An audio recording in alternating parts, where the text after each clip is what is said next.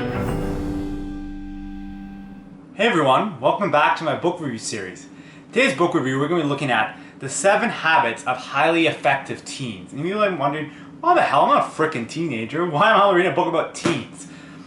So Sean Covey is the son of Stephen Covey, and he wrote the classic, The 7 Habits of Highly Effective People. I've talked about previous videos how it's been a super influential book. And I love Stephen Covey, love his message, love his work. But he's incredibly boring. Unbelievably boring. It's ridiculous how boring he is. I showed one of my classmates his audiobook. I love his audiobook. I've listened to it multiple times, but I can never get through it because he talks like this. Habit 1. Being proactive, not reactive. So it's so monotone, boring. Awesome guy, but it's so packed with stuff. It's hard to understand. So the 7 Habits of Highly Effective People, the same concepts, easier to grasp, still the same power to transform your life and just be the best you can be. Much more palatable, enjoyable form. He has fun little pictures and comics and little nice quotes. And here's a picture difference between proactive and reactive, and we'll talk about that later. So really fun book. It's very relatable. Stephen Covey just goes straight to the point. So for example, he's talking about habit 2, keep the end in mind. He talks, imagine your death and what people are saying at your funeral. And it's really powerful exercise, but it can be a bit heavy at first, especially if you're younger and it's hard to think about those things initially. So 7 Habits of Highly Effective, one of the best books I've read. I always come back to it because nobody ever perfectly embodies this, and there's no such thing as a guru. People who claim to know everything are all full of shit. We all know that, right? Intuitively know that nobody's perfect. We're all striving, and it's the imperfection that makes it human. But let's get back to this book. So I think what's really powerful is before he goes into the 7 habits, and we all know how important our habits make us. If you show me your habits, I can show you your results. But before he talks about it, 2 really essential things. And the first thing is understanding our paradigms. And we have this idea that, for example, my eyes are like this camera I'm looking at. They absolutely aren't. They're also projectors. And based on my past experiences, my past conditioning, my upbringing, my culture, I place a lens on what is actually. So I'm not objectively ascertaining reality. It talks about how our paradigms for ourselves, others, and our whole life. And the most important thing he talks about is to examine how we center and look through our lives, and just about how we center our lives based on certain things. I know for myself in high school and early part of my undergrad career, my whole life was centered on basketball. So if I played a great game, I was on top of the world, I felt great. Played a crappy game, or I got bad news from a college coach, I was depressed. And because my center of my life was unstable, it was basketball, it was precarious. If I had a good game, I felt great. If I had a bad game, I felt terrible. But instead, he challenges us to center our life on principles that never change, such as honesty, industriousness, discipline, courage, persistence. And those will allow us to make those tough decisions in life. And the way he's broken us, which I think is absolutely excellent, is so you have your personal victories, and those are the first 3 habits. But precedes discussion of the first 3 habits is talking about your personal bank account. And then you also have the public victories. And before he discussed the public victory, talk about your relationship bank account. And it's a very easy to understand metaphor. And lastly, the habit 7, the most important, but doesn't directly tie into the private or public victory. And before he talks about kind of your private victory, you understand you have this personal bank account. And you can make deposits in it or withdrawals. And if your personal bank account's running really low, you may feel very down, depressed.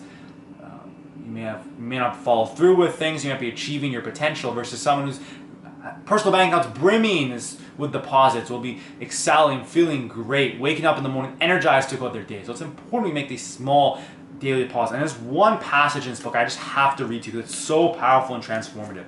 And it was a writing of an Anglican bishop, and it says, "When I was young and free, and my imagination had no limits, I dreamed of changing the world. As I grew older and wiser, I realized that the world would not change. And then I decided to shorten my sights somewhat and change only my country. But it too seemed immovable.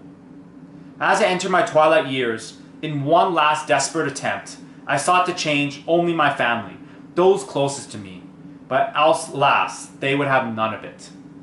And now here I lie on my deathbed and realize, perhaps for the first time, that if only I had changed myself first, then by example I may have influenced my family, and with their encouragement and support, I may have bettered my country, and who knows, I may have changed the world."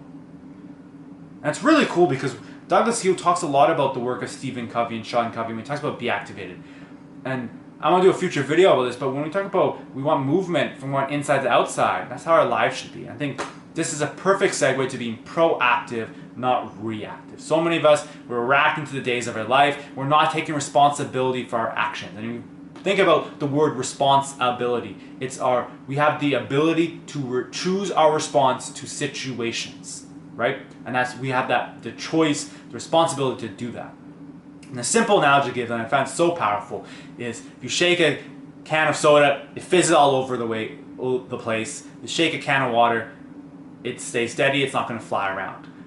We can't control the outside world. It's going to shake us down, it's going to push us flat on our ass, we're going to fall down. But it's about, can we control our reaction to it? And nobody's ever perfectly proactive. Sometimes we all get reactive. I know for me, I tend to have to do a lot of driving, commuting to school. It's about an hour commute. I'm trying to do more busing, but even then, there's people that will irk you, and it's so easy just to give in, fly off the handle, figure them, honk your horn, just get pissed at them, let them ruin your day. But it's about slowly moving from being very reactive to more proactive, and just find opportunities throughout your day to be proactive. Take control, because if you're not proactive and you don't take control of the things you can, how are you supposed to positively influence the things you want to happen? And that segues very nicely into habit 2. So we're talking about these private victories. So if we have control of where we're going, we need to follow habit 2, which is think with the end in mind. We have to know where we're going. We can't just randomly go wherever. And I think Alice in the Wonderland has a perfect quote where Alice is marching along and she asks the little rabbit, she says, "Where should I go?" And the rabbit asks, "Where do you want to go?" And she says, "I don't know." And he says, "Doesn't matter where you go then."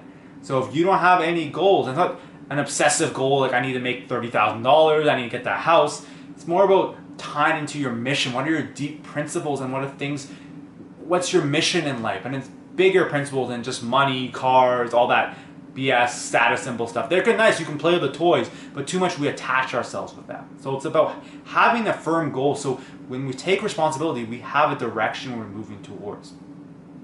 And we think of habit 3 builds off that really nicely.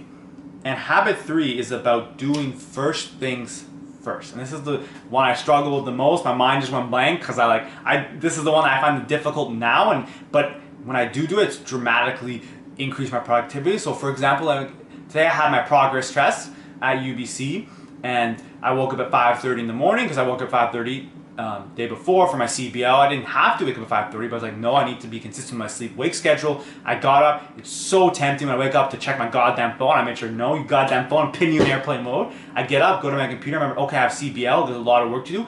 The first thing I did in the morning was do my CBL prep, and now the rest of my day is so much more productive because I know I got to my most important tasks.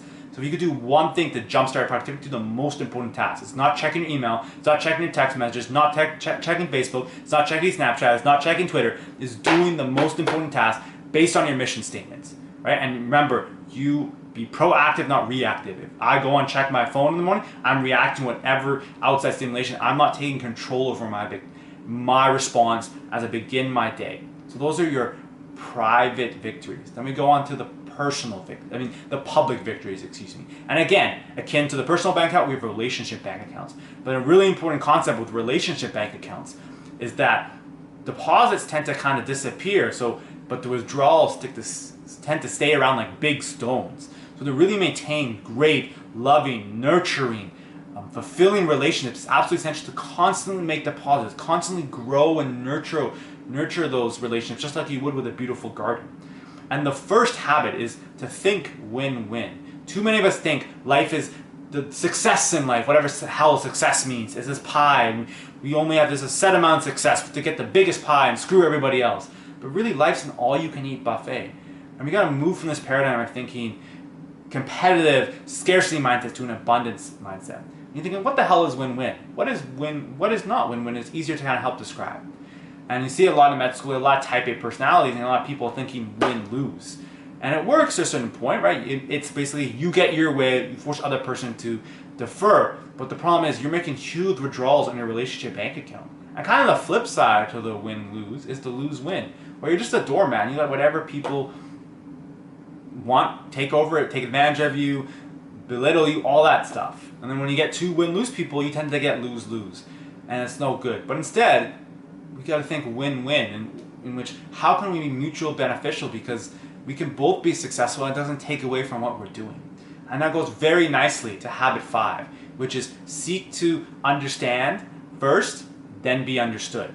And both things are absolutely essential. But if you really want to develop win-win relationships, to really make sure you're understood and we can create something that's synergized and create something awesome, you have to really understand where the other person's coming from. And a great example, and he shares in his book, is if you go into an optometrist's office and you say, I need a new pair of glasses, and the optometrist takes off his glasses and says, these glasses work absolutely amazing for me, you should try them on.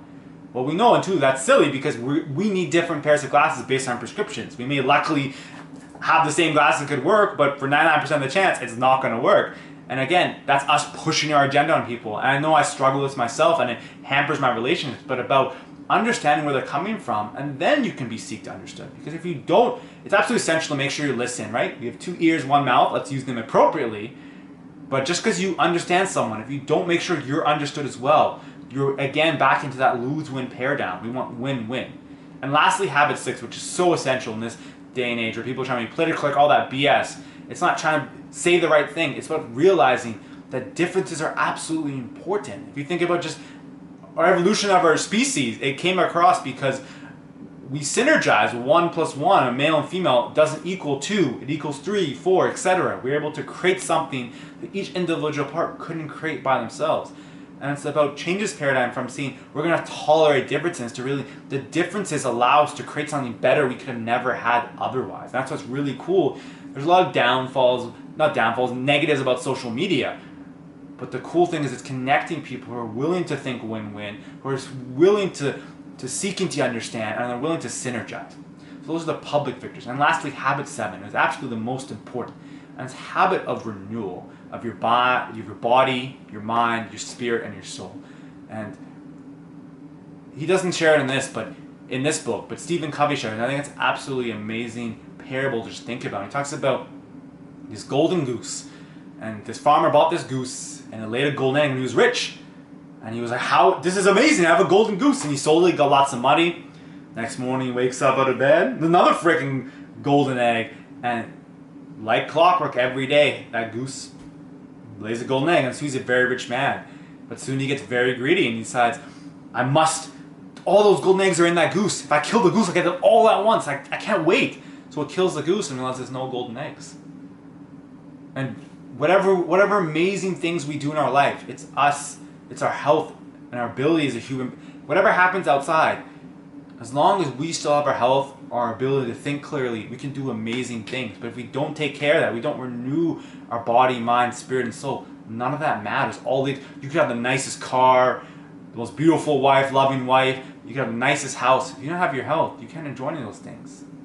So it's about making sure you take time to use your body. We're designed to move. If you think evolutionary, what is our body? What are humans designed? We're designed to make babies and kill animals. Now we do is we sit in front of a computer and check our emails all day. It's about moving, having fun, connecting with friends and family, finding time for stillness, whether that's meditation, prayer, or just sitting quietly and shutting up. But you got to find that time to renew. So just to recap, this is an absolutely essential book. I think absolutely everybody should read this because I feel it's such a baseline of any successful self-development. So much of it's built off the principles that Stephen Covey and Sean Covey had shared. And if you'd like to purchase the book of Amazon, there'll be a link below and you can help support my channel by doing that. So that'd be awesome. But let's quickly recap everything just to make sure you're ready to start to apply these even if you haven't read the book yet. So habit 1, part of your private victories, be proactive, not reactive. Habit 2, start with the end in mind. Habit 3 is to make sure you put first things first. Those are your private victories. Then your public victories. First one is to think win-win. Find the best mutually beneficial option to help both of you. Habit 5, seek to understand first before being understood. And habit 6, synergize. Don't just tolerate differences, use them to your advantage. And lastly, habit 7, the habit of renewal. I really hope you enjoyed this video. If you did, please give it a big thumbs up. Let me know what you think is the habit you have to work on the most. For me personally, it was making sure that I'm first things first. And the way I do it, I make sure my phone's on airplane mode before I go to bed. And the first thing I do is I get up, I do my morning routine, and I get to work no matter what. I don't let anything distract me. So let me know in the comments below, what's your habit that you need to work on, and what are the strategies you use to help you improve on this habit to be the most effective person you can, help this world become better. And I look forward to hearing from you. Thank you.